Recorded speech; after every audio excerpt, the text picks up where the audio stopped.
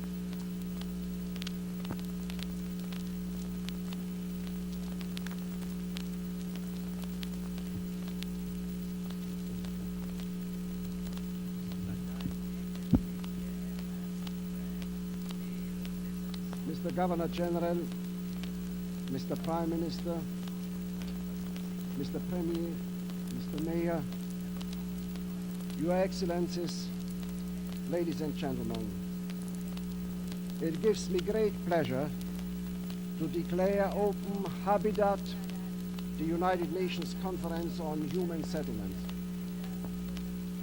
This conference represents another major step in the efforts of the United Nations to resolve the major global economic and social problems that confront humanity. It is a response by the international community to the tragic circumstances in which hundreds of millions of our fellow citizens of this planet have to live. It is a conference designed to take action to alleviate the burdens of today and to lighten those of future generations. It must demonstrate international determination that intolerable conditions of life are no longer acceptable. Its purpose is to give hope to those now in despair, positive assistance to those in need, and to emphasize again that the dominant aim of the United Nations is to be a center for harmonizing the actions of nations.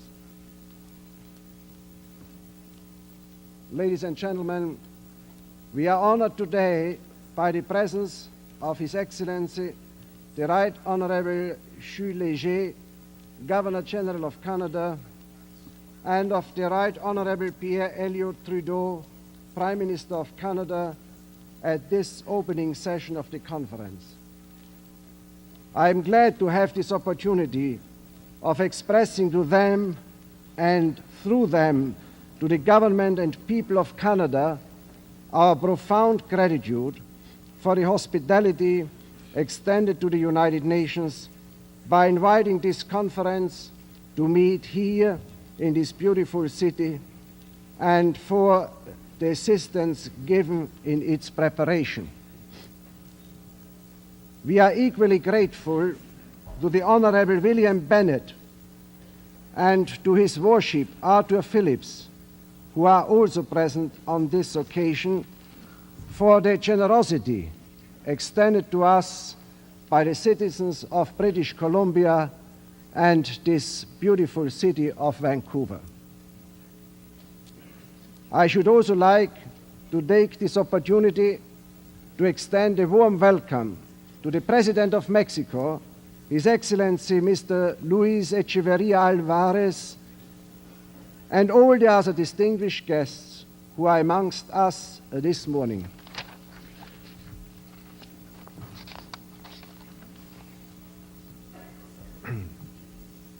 I now have the honor and great pleasure to invite the Governor General of Canada, His Excellency, the Right Honorable Jules Léger, to address this conference.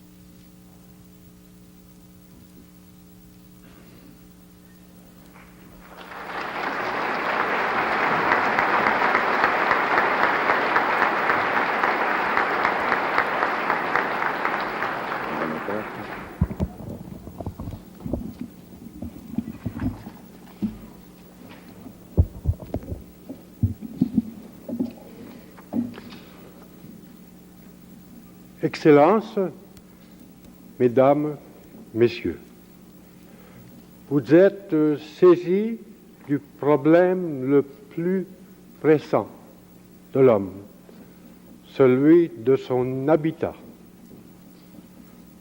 Cette conférence rejoint celle de Stockholm il y a 4 ans. Nous essayons de réconcilier l'homme avec son environnement. C'est la plus grande conférence des Nations Unies et la preuve du succès des Nations Unies dans ce domaine. I am proud that Canada is host to this very important meeting. Your work is vital to mankind. In the name of all Canadians, I welcome you here. Au nom de tous les Canadiens, je souhaite bienvenue à tous. Merci.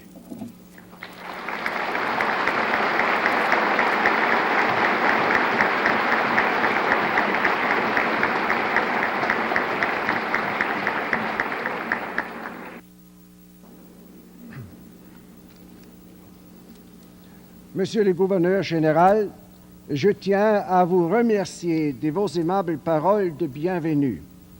Nous apprécions tout particulièrement l'effort que vous avez fait pour être parmi nous aujourd'hui.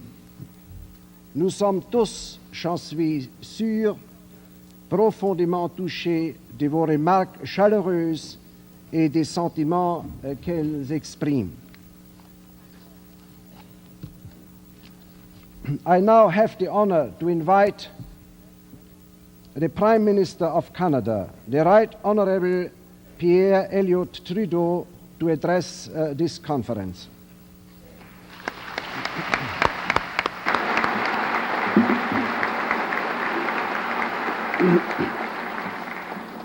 Your Excellency, Mr. Chairman, Mr. Secretary General, distinguished delegates and guests, it's with great pride that I greet you here today.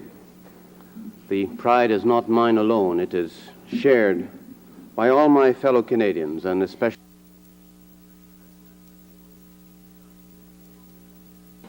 for they know that this city will long be remembered as the site of one of the most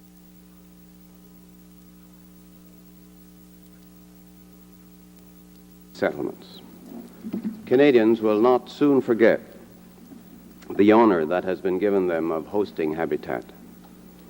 Quiero expresar mi agradecimiento al señor Enrique Peñalosa, secretario general de Habitat, a quien incumbió la difícil y delicada tarea de invitar a los países y presidir los largos y laboriosos preparativos, tanto materiales como intelectuales, de esta conferencia, por su devoción excepcional a la causa de un mayor bienestar para la humanidad, por la influencia de su generosa presencia, por la eficacia de su acción. El señor Peñalosa merece la gratitud y admiración de todos. There's a new world.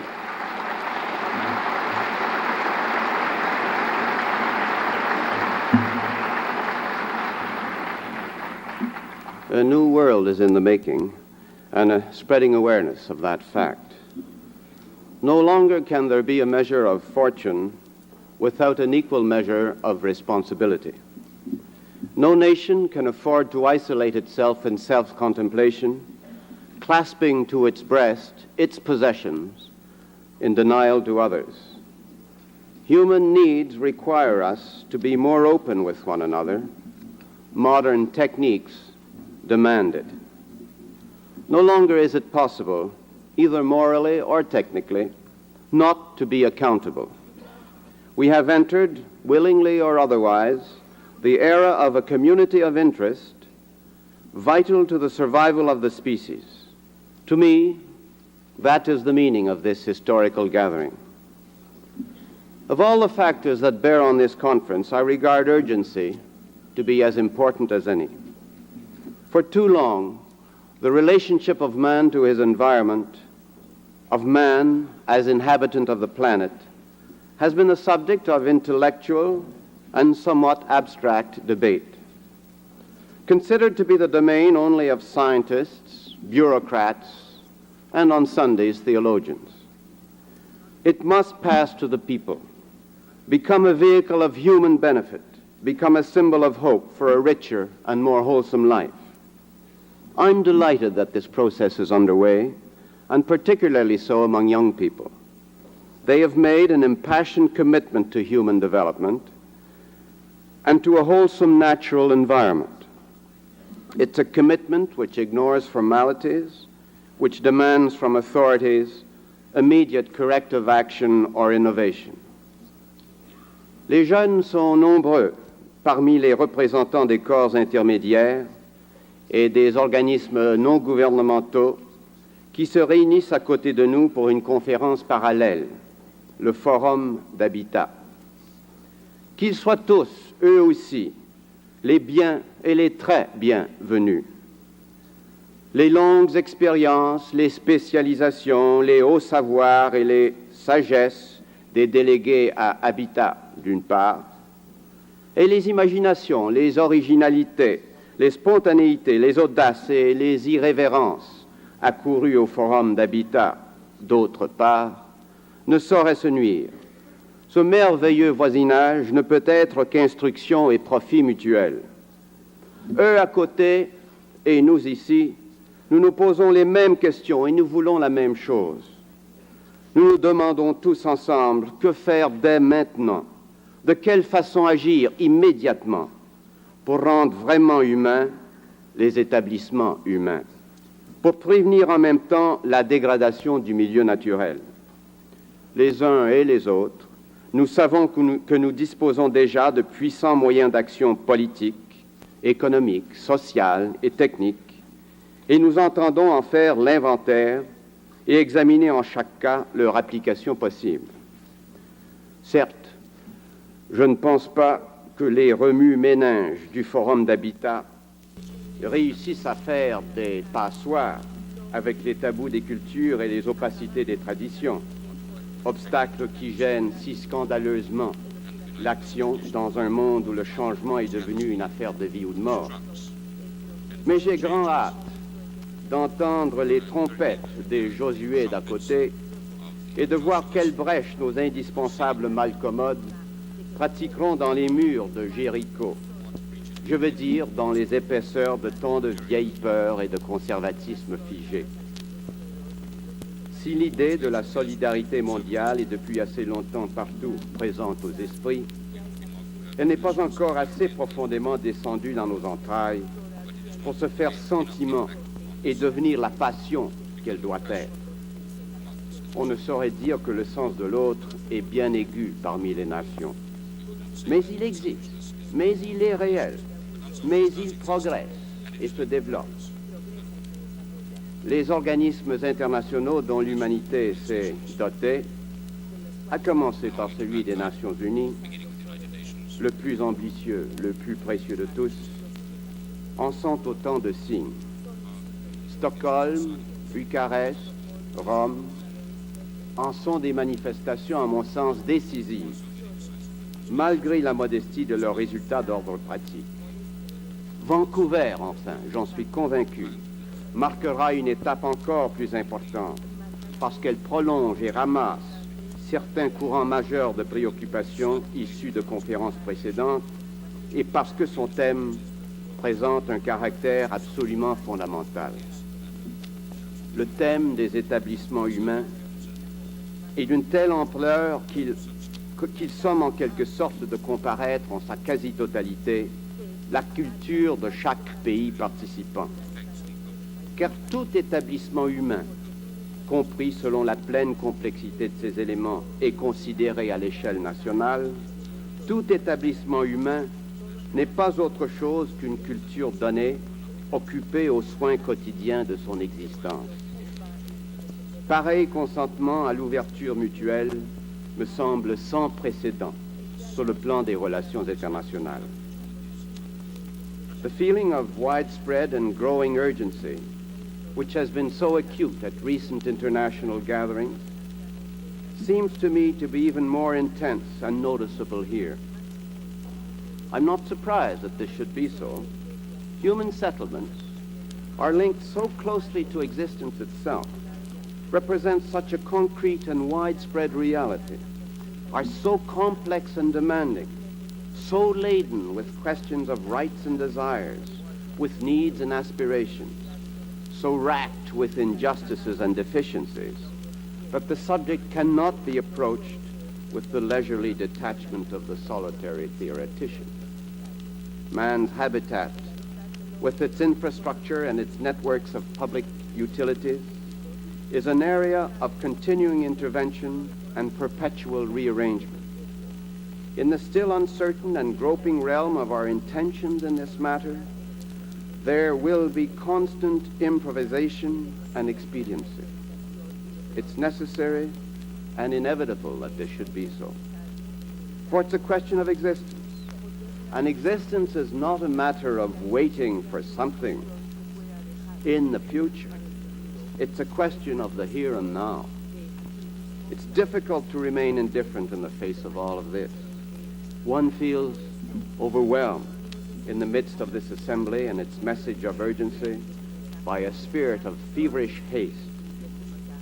It is human nature to seek time to dwell on one's difficulties, to expose their roots in the light of reason, to minutely examine the fruits of every possible solution.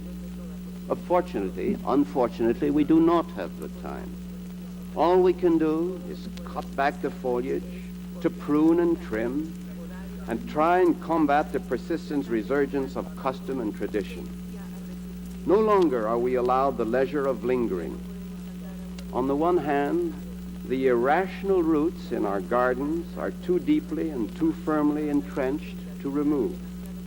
On the other, the seeds of reason which gave birth to human settlements, and the fruits of intelligence and knowledge borne by them, are so precious that to destroy them would be madness.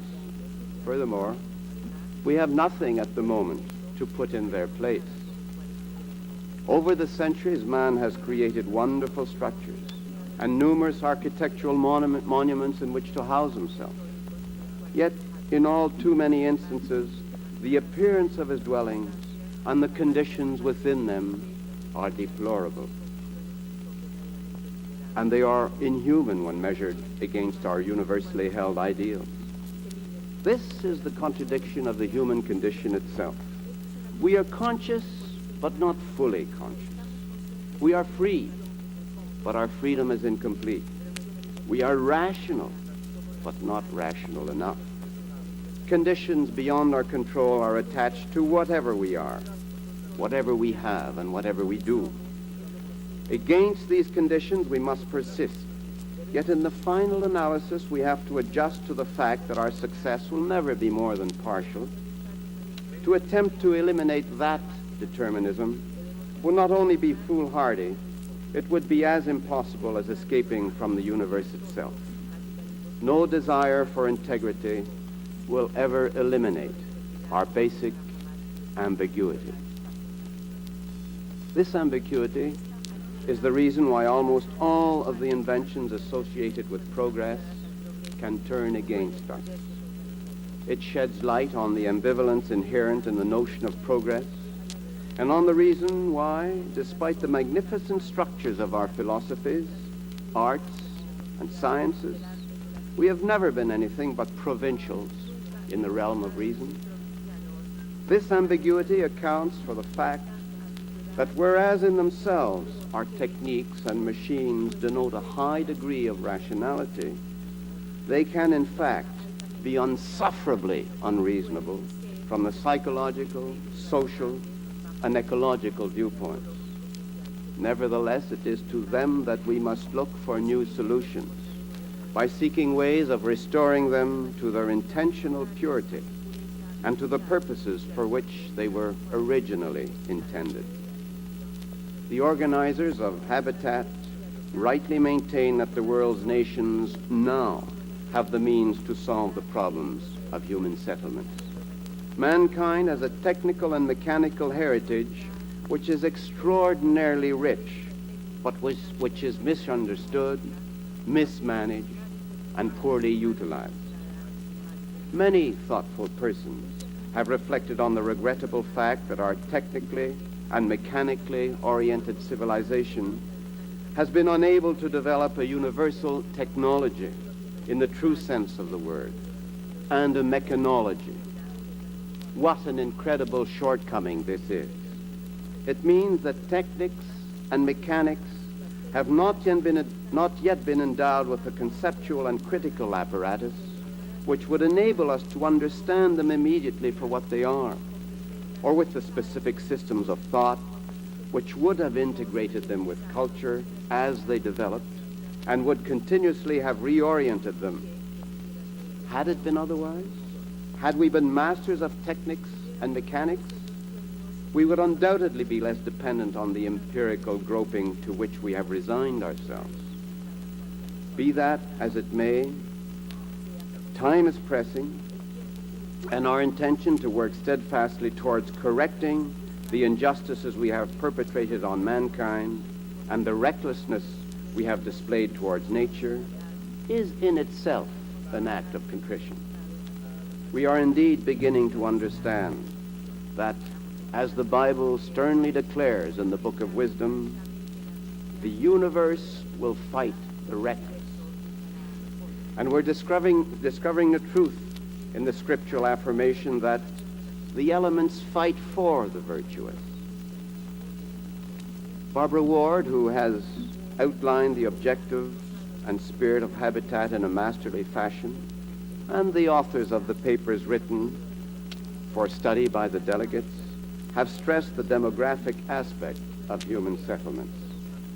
They've gone to great lengths to point out the catastrophic nature of the population imbalances being everywhere created by excessive urbanization and by the uncontrolled growth of cities. The stressful effects of living in confined areas, the deterioration of social climate, the disintegration of rural life, the disappearance of farmlands through the spread of cities and their satellites, the widespread degradation of the environment, the destruction of present and future food sources, the disorganization of transportation, the overconsumption of energy, the exorbitant cost for services, the unbridled speculation and cutthroat competition, all these disorders play a part in the breakdown of human settlements. But the main theme of the papers I am referring to is not the influx or the concentration of population in given areas. It is the very number of people presently on the earth and the inevitable consequences of this, that in 30 years the world's population will have doubled to 6.5 millions, 1.5 billions. In order to obtain a clear picture of the present situation, we must take a fresh look at the huge crowds we are so used to seeing and which therefore no longer amaze us. And imagine what these crowds represent in terms of the satisfaction of their basic needs today, tomorrow, and forever after, not to mention the fulfillment of their aspirations and their legitimate desires. To obtain a clear idea of what the year 2000 holds in store for us, the population mass of 1976 has to be doubled, and the area and density of our conurbations and megalopolitan areas increased several times over, made even more complex by the countless needs of this enormous population. Sur les conséquences de l'explosion démographique mondiale, il s'est dit et il s'écrit bien des choses, les unes terrifiantes, les autres rassurantes. On oscille entre le pessimisme le plus noir et l'optimisme le plus péremptoire.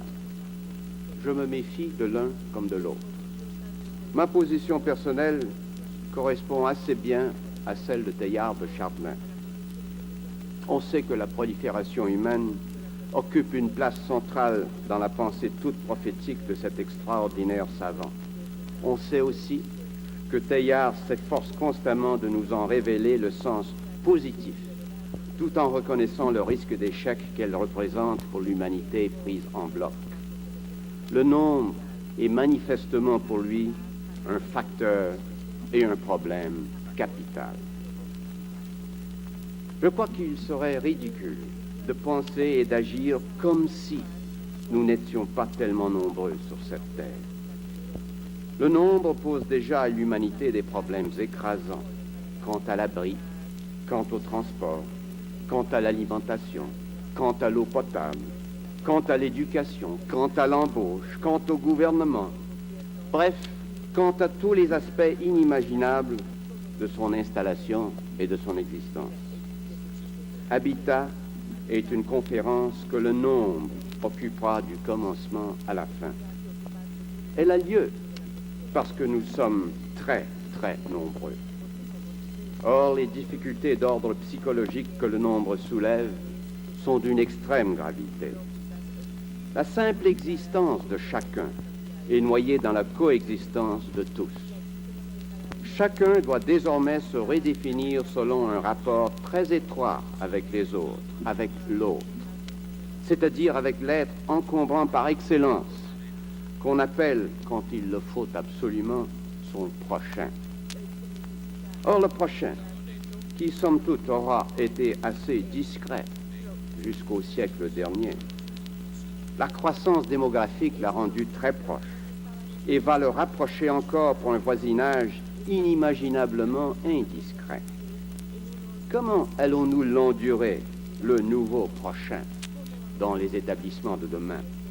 Comment allons-nous nous endurer nous-mêmes à l'intérieur de la compression humaine envisagée par Teilhard, et déjà si avancée, si élevée? On se dira en vain que la population plafonnera un jour et diminuera même à un niveau qu'on serait bien tenté de qualifier d'humain. Mais pour des siècles encore, nous sommes destinés à être de plus en plus nombreux sur Terre. Alors, il est clair que pour survivre, nous serons obligés de nous socialiser davantage et davantage. Qu'est-ce à dire, au fond, en réalité? Qu'est-ce à dire, se socialiser? Sur le plan humain, c'est s'aimer. Nous serons donc obligés de nous aimer. Non seulement de nous tolérer, mais de nous aimer les uns les autres, d'une façon qui suppose de notre part une volonté inouïe de changer. Et le changement qui nous attend sera plus que l'équivalent d'une mutation majeure de l'espèce. Le seul amour efficace dans l'humanité surcomprimée qui est déjà la nôtre ne saurait être qu'un amour passionné. Qu'une telle assertion nous paraisse le moindrement ridicule mesure l'ampleur du changement que nous devrons effectuer en nous sous peine de mort. Aimez-vous ou vous périrez, écrit Teilhard dans L'énergie humaine. Et il ajoute: nous sommes parvenus à un point décisif de l'évolution humaine où la seule issue en avant est dans la direction d'une passion commune, d'une conspiration. The conspiracy of men with men and the conspiracy of the universe with an ever more just humanity. In this lies the salvation of human settlements and the hope held forth by Habitat.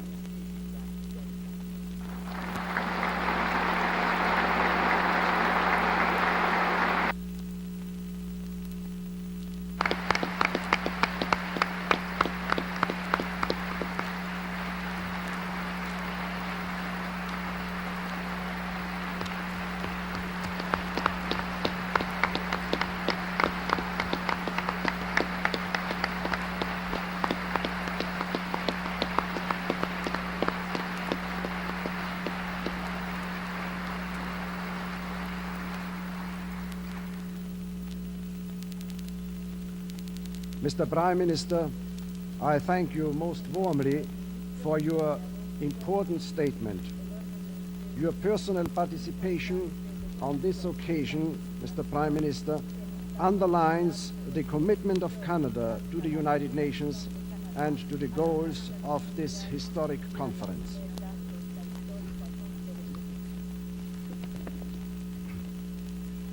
Your Excellencies, ladies and gentlemen, at the outset, I wish once again to express our warm gratitude to the government and people of Canada for hosting this important conference. We are also deeply appreciative of all the assistance we have received from the authorities and citizens of Vancouver and British Columbia. From the beginning, Canada's contributions to the United Nations have gone far beyond its formal obligations, and our presence here today is another proof of the generosity and profound involvement of this nation in the great global tasks confronting the World Organization and all humanity. In recent years, the United Nations has been engaged in an historic endeavor to rebuild the fundamental structure of international relationships and to establish new global strategies to meet global problems. This conference is a major part of that process. We are also seeking to change and adapt the United Nations organization itself so it may be better equipped to deal with the new and changing priorities of mankind. We have witnessed, therefore, a period of unprecedented activity. It has produced a ferment of ideas and proposals which we are now endeavoring to transfer into the realm of action. At this conference, as at those which preceded it, we are not only reacting to existing crises, we are seeking to create a design for the future. To achieve this, we must evolve new global approaches based upon the principles and the reality of interdependence, not only among peoples, but the interdependence of the problems they confront. We cannot and do not avoid the realities of acute international tensions and of the economic gulf which so dramatically divides humanity. We are aware that we inhabit a world in which governments spend much more on armaments than they do on education or health, and in which more than 500 million people live in misery, many of them on the verge of starvation. For many hundreds of millions of our fellow citizens of this planet, their human environment is simply a struggle to survive. The very magnitude of the problems facing us and the fact that they are beyond resolution by anything less than a concerted global effort must act as our dominant imperative. This conference addresses the physical realities of the conditions of mankind and how they affect the lives of the people as individuals. We are talking about people, where and how they live, about the quality of their lives, and about the future for themselves and for generations yet unborn. This conference is not only about the planning of villages, towns, and cities, but it represents a synthesis of all the concerns which have been taken up by the world community since the Conference on the Human Environment in Stockholm in 1972. We have had 2 special sessions of the General Assembly as well as United Nations conferences on population, food, industrialization, International Women's Year, and trade and development, each forming part of a new concerted strategy to make true reality out of the call for a new international economic and social order. The issues before you are so many, broad and complex, that they cannot be arranged in any clear order of importance. Neither rural settlements, where the majority of people still live, nor the towns and cities are satisfying the needs and aspirations of their inhabitants. Their evolution in this century has been all too often exclusively guided by market demand, itself affected by great inequalities of income, rather than by deliberate policies to meet elementary human needs. The evolution of technology may, in not infrequent instances, have compounded this trend.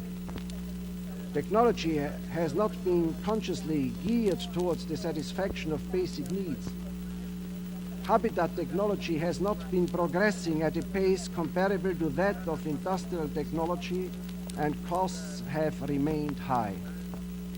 We can see this in development of human settlement patterns in most parts of the world.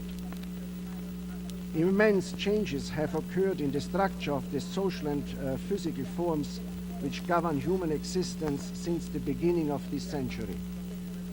Indeed, 4 out of every 5 people on Earth lived in rural areas, in small villages, or single-family farms, in a world without airplanes, cars, radio, television, telephones, or electricity. The changes that have occurred in the way of life, and which are far from universal, are obviously an improvement over isolation and backwardness. But at the same time, we are forced to recognize the grim fact that after a century of science and invention and of unparalleled technological progress, the number of people who are ill-fed and ill-housed and who in the main lead a life of poverty is larger than ever before. The dream of an ever-increasing material progress for all is still far from coming true. Nor can we lay this fact only to population growth and seek solutions based solely on population control. Rather, one of the principal purposes of this conference is to make us more acutely aware of the need to devise better forms of social organization designed to cope with the explosion in human numbers and mobility. The symptoms of an increasingly serious situation in human settlements are evident in virtually all countries. There are differences in the kinds of problems and in their severity, but hardly any country has escaped the consequences of the inadequacy of past policies and programs.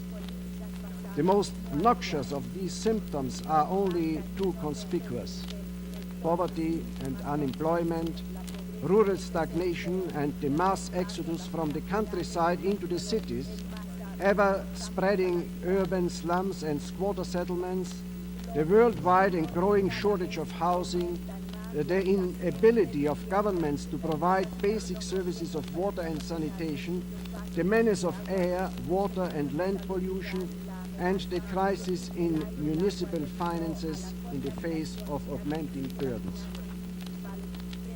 In preparation for this conference, ladies and gentlemen, the United Nations, with the help of other bodies of the organization, has prepared a global review of human settlement conditions, which is a part of your conference documentation. From this important research, we learn these sobering facts. 1/3 or more of the entire urban population of the developing world lives in slums and squatter settlements. A large percentage of the people of the less developed countries have no water within 100 meters of their homes. This condition is a particular burden on millions of women and children.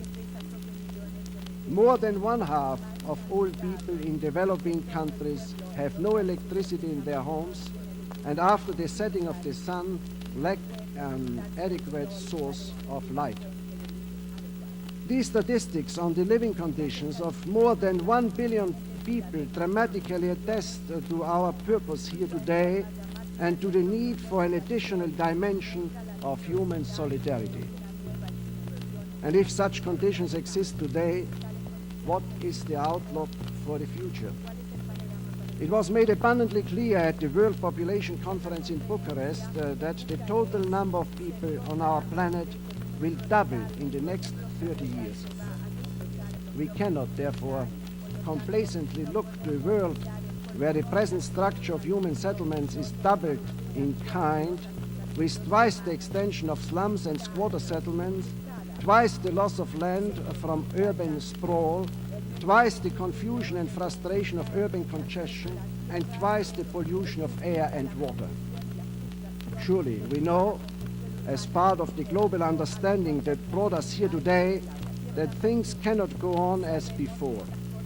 The patterns of human settlement development that have led to our present crisis must give way to new systems of organization, better kinds of planning, fuller use of local experience and initiative, more harmonious and integrated social patterns, and an enlightened sense of responsibility in resource use. If we look at the problem from the angle of the basic needs of people, among which the need for adequate shelter will necessarily rank high, we will discover that there are far more possibilities for improvement than are taken advantage of. It would be wrong to look only or mainly at the modern construction industries.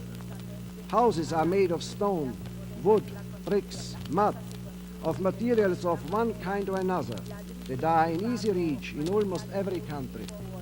And in every country there are people without work, anxious to find a productive use for their hands and energies. There are rudimentary techniques for simple family houses, and it has been proven again and again that people will work and save and accept personal sacrifice to build and improve their homes. There are cases of spontaneous initiatives for the transformation of city slums and of the development of rural settlements where space is available which could be most useful as examples for others to follow. The problems are not technical, perhaps not even political, but social and organizational. Of course, the construction of houses does not by itself create complete and useful communities. In this, there are complex issues of land use, services, infrastructure, community planning, industry, and employment. In fact, the whole process of urbanization is one of the chief dynamics of development and modernization.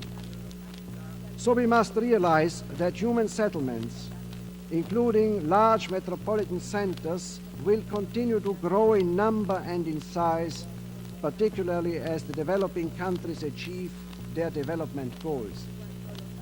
We should also understand that it is not the process of urbanization which is the cause of the many problems in human settlements today, but the way in which that process is allowed to manifest itself. If human settlements are permitted to grow haphazardly, the present severe social, economic, and environmental problems will continue. The way to avoid them is for planners and decision makers to anticipate the effects their decisions will have on human settlements.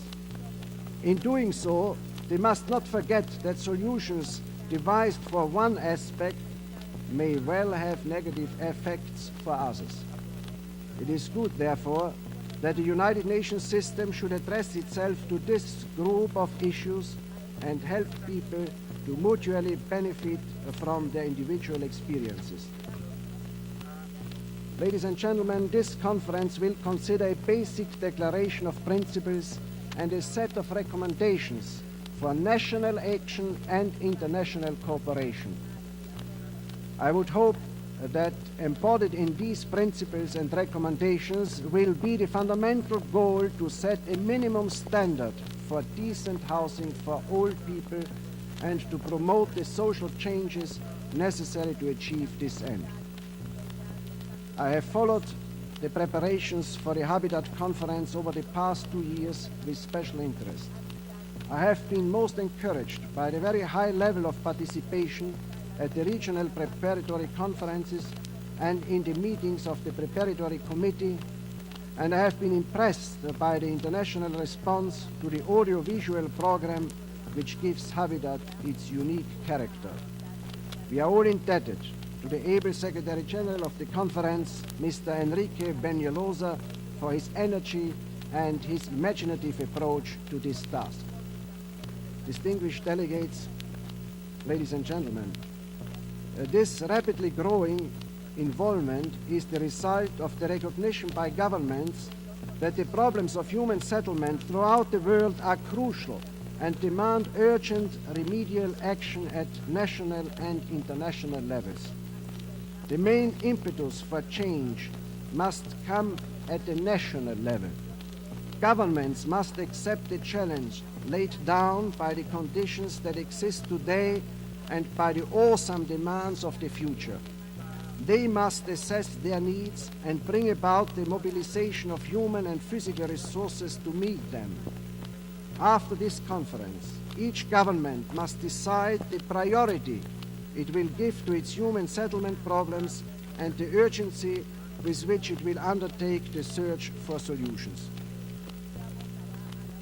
The world community has the responsibility to help in these efforts, and a part of your work here will be to consider the ways and means by which this can be achieved. But each government must recognize that international assistance can only serve to supplement national action. If a significant role is expected to be played by the United Nations machinery, then the appropriate resources to fulfill this objective must be provided.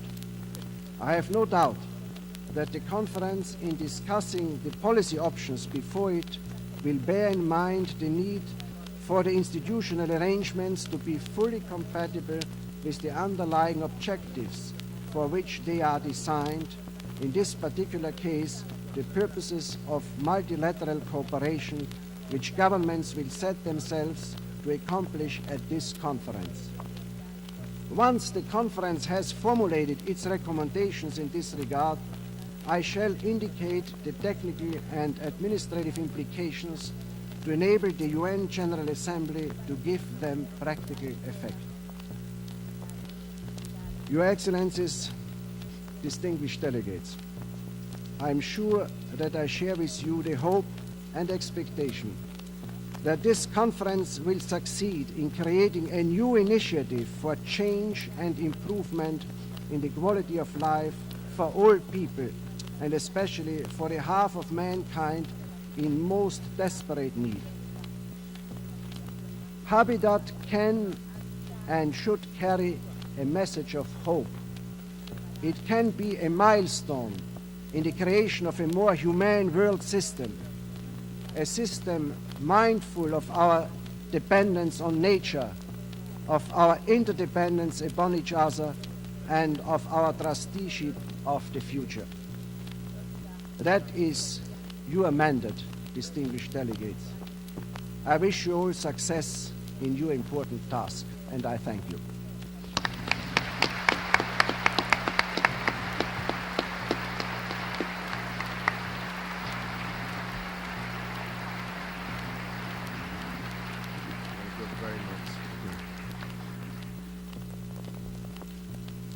I now invite members to proceed to the election of the president of this conference. Ladies and gentlemen, distinguished delegate, it is my understanding that there is general agreement on the election by acclamation of the Honorable Barney Danson, Minister of State for Urban Affairs of Canada and co-chairman of the delegation of the host country, as president of the conference.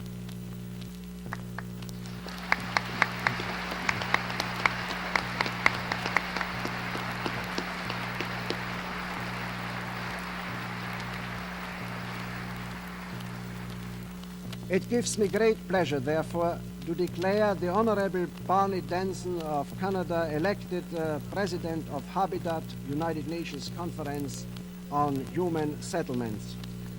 I extend my sincere congratulations to the Honorable Barney Danson and invite him to assume the presidency.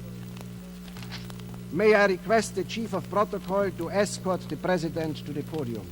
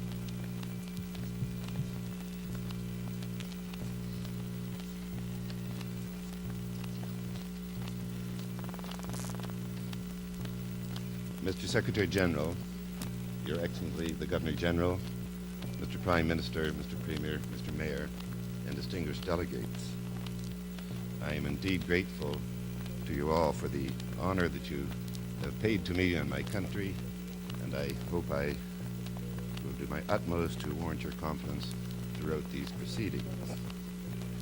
I also hope that all my future elections achieve the same degree of consensus.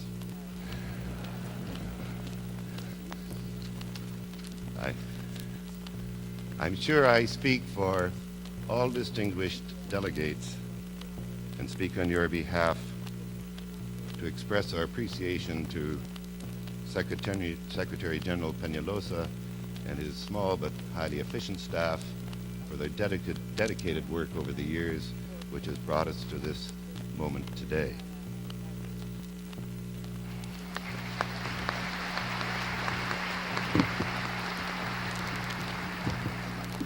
I'm sure that you would also wish me to express on your behalf the appreciation of all of us to the preparatory committee under the wise and able leadership of Father George Mahoho of Kenya,